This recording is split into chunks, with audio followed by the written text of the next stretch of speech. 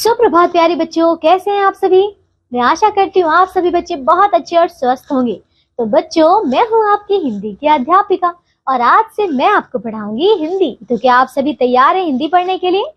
आइए बच्चों, अपनी अपनी किताबें खोल लीजिए। आज हमारी ये है पहली कक्षा, ठीक है। तो आज हम शुरू करने वाले हैं हमारा पाठ 1, जिसका नाम है अभिनंदन। यानी कि बच्चों ये क्या है, ये बहुत ही सुंदर सी कविता है। तो आइए बच्चों, पढ़ें इस कविता को। हम सभी मिलकर इस कविता को पढ़ेंगे और इसका अर्थ भी समझेंगे। तो आइए शुरू करते हैं। लेकिन सबसे पहले हम पढ़ेंगे इसका पाठ परिचय, यानी कि इसका चैप्टर इंट्रोडक्शन। तो आइए बच्चों, देखिए इसका चैप्टर इंट्रोडक्शन क्या है। देश की भूमि माँ की गोद के समान होती है ना बच्चों, माँ के समान होती है।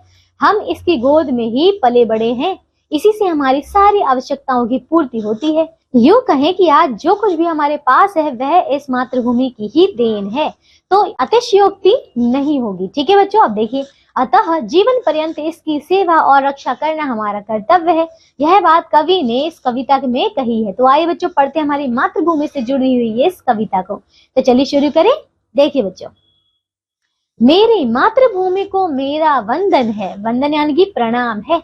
इसकी मिट्टी धूल महकता चंदन है। कैसी है बच्चों इसकी मिट्टी? हमारी मातृभूमि की जो मिट्टी है बच्चों, वो चंदन के समान है ना बच्चों। हम देखो माटी का टीका लगाते हैं, यानी कि बच्चों वो चंदन के समान है। समझ आया?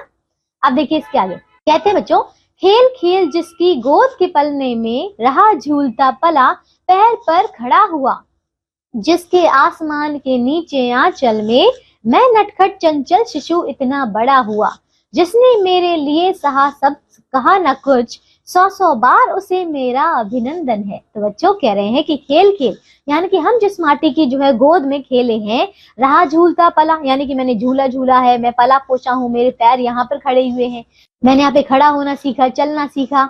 जिसके आसमान के नीचे है ना बच्चों, तो देखो जिसके आसमान के नीचे जो है आंचल में मैं नटखट, है ना। कैसा बच्चों? देखिए बच्चे नटखट होते हैं, शरारती होते हैं ना, कितनी शरारत करते हैं, चंचल यानी कि शरारती, है ना।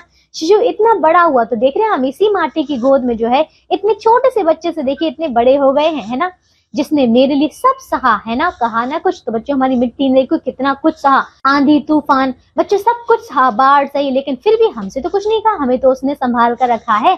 और 100 बार उसे मेरा अभिनंदन, यानी कि उसको मेरा क्या है, प्रणाम है, धन्यवाद है, ऐसा ये कह रहे हैं। आप देखिए आगे कहते हैं, है दुनिया में देश वृक्ष बहुत सुंदर, लेकिन मेरी मातृभूमि की शोभा न्यारी है। स्वर्गलोक की सुषमा सुंदर गरिमा, एक एक कर इसके सम्मुख हारी है।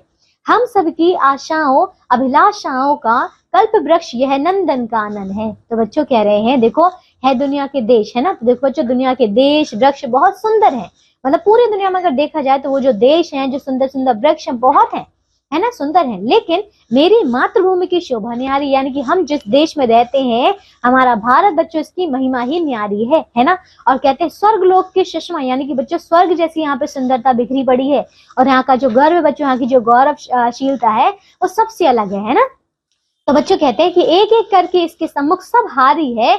हम सबकी आशाओं अभिलाषाओं का, ठीक है, हमारी जो आशाएं हैं, जो हमारी इच्छाएं हैं, उसका देखो कल्प वृक्ष है नंदन कानन है। तो बच्चों देखो कल्प वृक्ष क्या होता है, ये बच्चों यहाँ पे जो देवलोक का एक ऐसा नंदन वृक्ष, नंदन बच्चों कानन यानी कि जंगल है, ठीक है, जिसमें एक जो भी वृक्ष है वहां पे ऐसा माना जाता है कि उन वृक्ष के नीचे जो भी मांगो वो मिल जाता है, ठीक है। तो कहते हैं कि ये जो वन है हमारी सारी इच्छाओं को, सारी अभिलाषाओं को क्या करते हैं, ये पूरा करते हैं, ठीक है।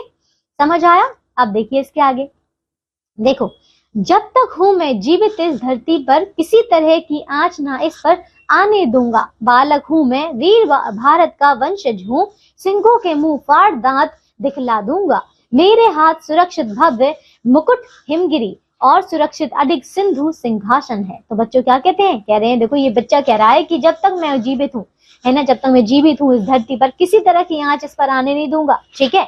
और बालक हूं मैं वीर, यानी मैं क्या हूं, मैं एक वीर वंशज, यानी कि हमारे देखो मैं क्या हूं, इस वीर भारत का वंशज हूं मैं, ठीक है।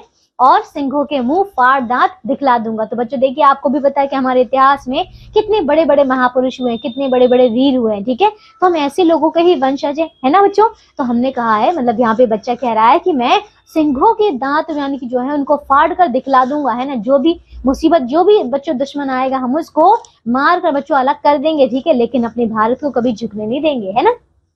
कहते हैं मेरा हाथ सुरक्षित भव्य मुकुट हिमगिरी। तो कहते हैं कि मेरा हाथ सुरक्षित, मैं सुरक्षित हूँ, और भव्य मुकुट हिमगिरी। तो बच्चों हमारे भारत के, आपको पता है कि उत्तर में क्या है?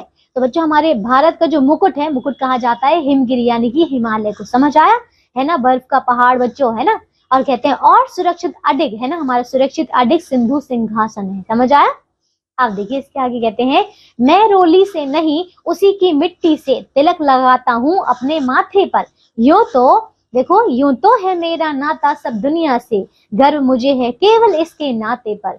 मैं जो सब कुछ हूँ सब इसका ही है, इसको ही मेरा सर्वस्व समर्पण है। तो बच्चों यहाँ पे कहते हैं, देखो कह रहा है बच्चा कि मैं रोली से नहीं, ठीक है बच्चों, रोली क्या होती है? वो जो सिंदूर जैसा होता है ना, लाल टीका, तो वो कहते हैं कि मैं उससे नहीं, अपनी इस मिट्टी से, अपनी मातृभूमि की मिट्टी से मैं टीका लगाता हूँ, ठीक है, तिलक करता हूँ अपने माथे पर, ठीक है। और यूं तो नाता जो देखो, नाता तो पूरी दुनिया से है, सबसे है, लेकिन देखो मुझे गर्व है, यानी कि गर्व मुझे है केवल इसके नाते पर, यानी कि मैं इस भारत का एक नागरिक हूँ, यहाँ का देशवासी हूँ, यहाँ का लाल हूँ। ऐसा कह रहा है कि मुझे इस बात पर क्या है, गर्व है, ठीक है। और कहते हैं कि मैं जो सब कुछ हूँ, है ना, सब जो है इसका ही, तो क्योंकि हमारी मातृभूमि ने तो हमें सब कुछ दिया है ना बच्चों, इसी ने हमें सब कुछ दिया है, और इसका ही देखो, इसको ही मेरा सर्वस्व समर्पण है, यानी कि मेरा जो सब कुछ है वो इसी का है, और मैं अपना सब कुछ जो है इसी को समर्पण करता हूँ, ऐसा ये कह रहे हैं।